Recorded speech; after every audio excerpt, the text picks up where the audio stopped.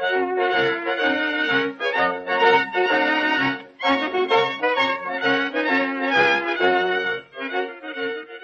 Misadventures of Cy and Elmer.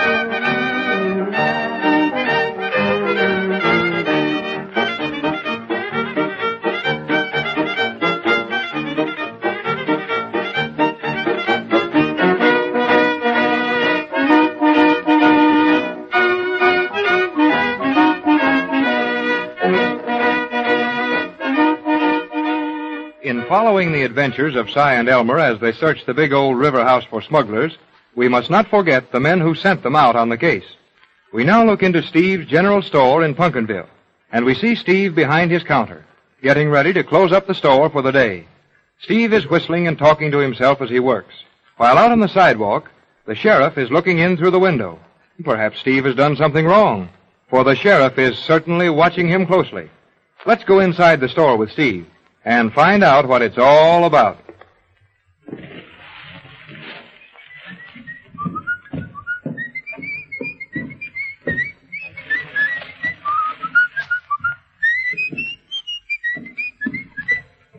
Well, I guess that's all I need for 'em tonight.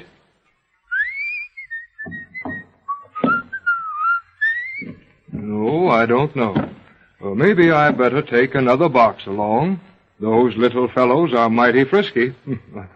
I bet they got good appetites, too.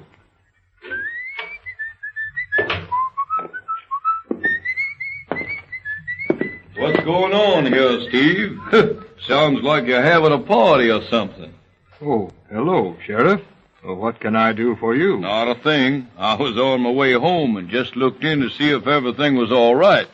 Then I saw you whistling and talking to yourself, and I figured you might be passing out cigars for somebody's birthday. No, it isn't exactly a birthday, Sheriff. But there are twins mixed up in it. Twins, huh? Well, that is a birthday. My congratulations to you, Steve, and to the missus, too. Now, hold on, Sheriff. I haven't got a thing to do with these twins. That is, I didn't have until now. Steve, you gotta quit working in this store so late at night. You know, lots of folks goes crazy in the moonlight. Sheriff, you can either keep still or get out. Well, I sure ain't gonna get out and leave you alone when your mind is wandering like this. Now, look here, Hank. You got this all wrong. There's twins in the story, all right, and they are a-sleeping in a basket under this counter right now. But they are not my twins. Well, if I ain't surprised at you, Steve. What? Hiding somebody else's twins in your store here. You ain't going in for kidnapping, are you? No, I'm not. But if you don't let me tell my story pretty quick, I am going in for assault and battery on a sheriff.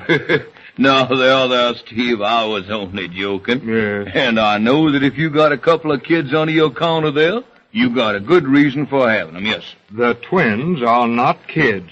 They're dogs. Dogs? Yes, dogs. Little, frisky, puppy dog twins. Well, what do you want with more dogs, Steve? Why, you got a dozen out of your house right now, ain't you? No, it's not quite that bad. But I have got 3. And with a kid to go with each dog, I've got a house full, all right. Well, then what are you going to do with 2 more dogs? These dogs belong to Cy and Elmer. Cy and Elmer? Yes. You know how they got calcimine, don't you? Why, the lady whose baby they saved gave 'em to 'em, didn't she? She did. And these 2 came from the same place. The lady is leaving town, so she brought these dogs in here for the boys. By now, Cy and Elmer are reading my note about the dogs. Well, didn't they know about 'em when they went out to the old river house this evening? No, not a thing. So I sent a note out by Sam. And I threw a good scare into the note, too. You did? Yes. I said the veterinary was keeping the pups till the old boys got back to town, and that he was charging Cy and Elmer $3 a day for keeping them. I'll bet them two old grandmas are worried plenty. Yes, I'll bet. What are you really going to do with the dog, Steve? I'd like to take 'em home, but I'm a little worried about how the missus will take it. Tell you what I'll do, Steve. Them dogs will do just fine over to the jail till the boys get back. Yes? And there's somebody there night and day to take care of 'em, too. That's nice of you, Sheriff. And I got some boxes of dog food here that you can take along for them. Why, sure, I'll be glad to do it for the boys. You know, Steve, me and them two old cronies been fighting each other for over 20 years. But let me tell you right here and now that two finer men don't live in this here county. Boys got plenty foolish ideas, I'll admit, and they got a lot to learn about detecting. But, Steve, their hearts is in the right place. I'm fond of them, too, Sheriff. And I'm worried about how they're getting along out at the old river house. Oh, nothing'll happen to 'em, Steve.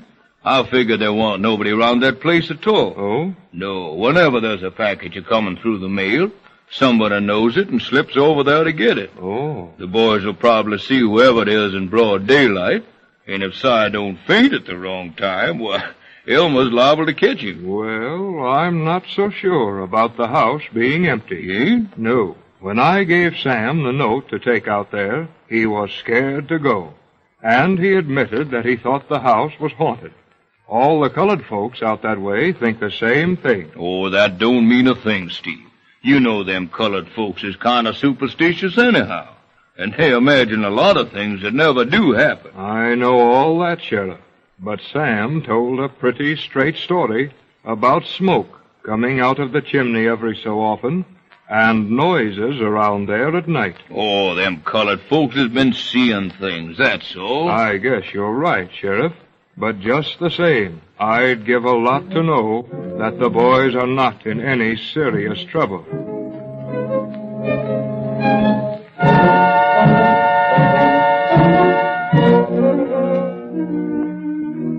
If Steve could only see the detectives now, he would be more worried than ever.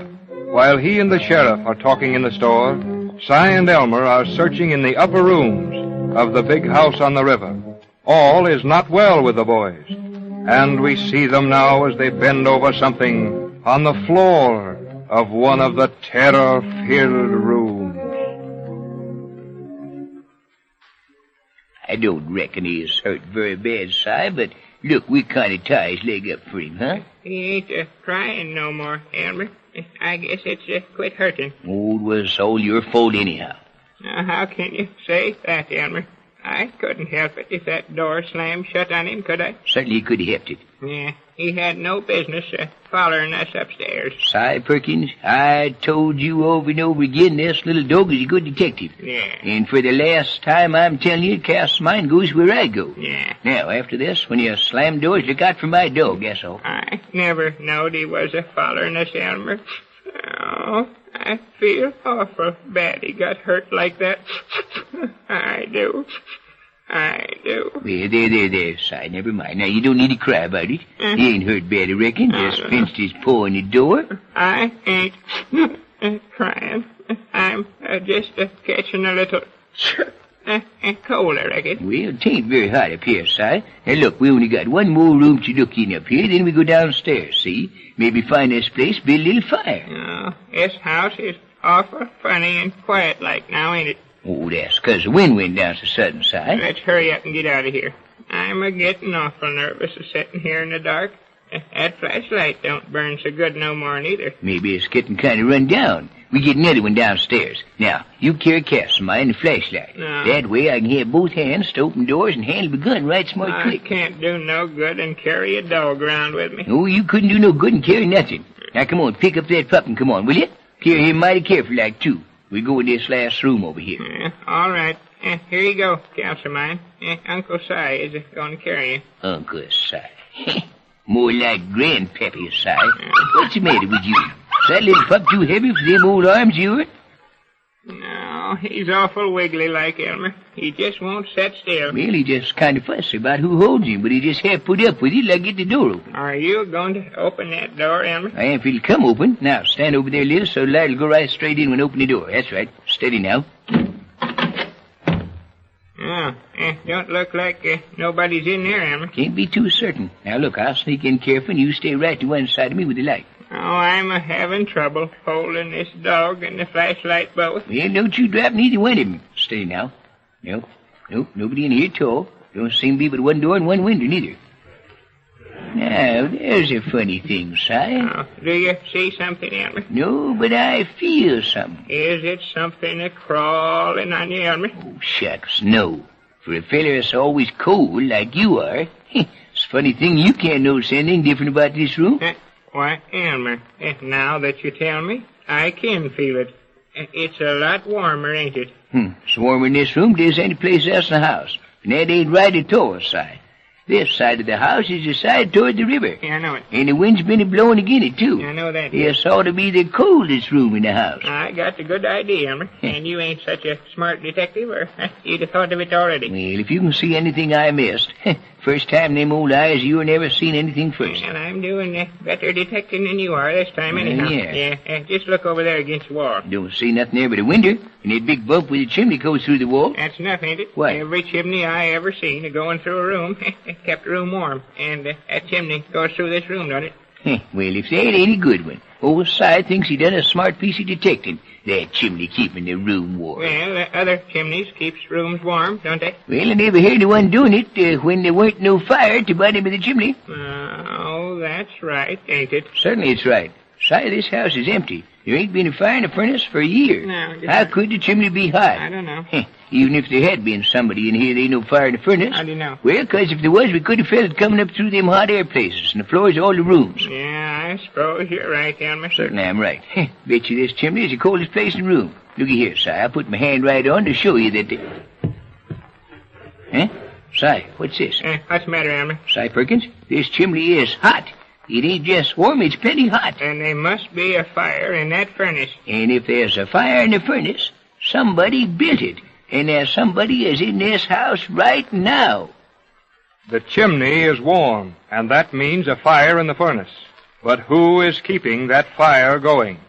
Your own announcer will tell you when you may hear the next episode of Si and Elmer over this station.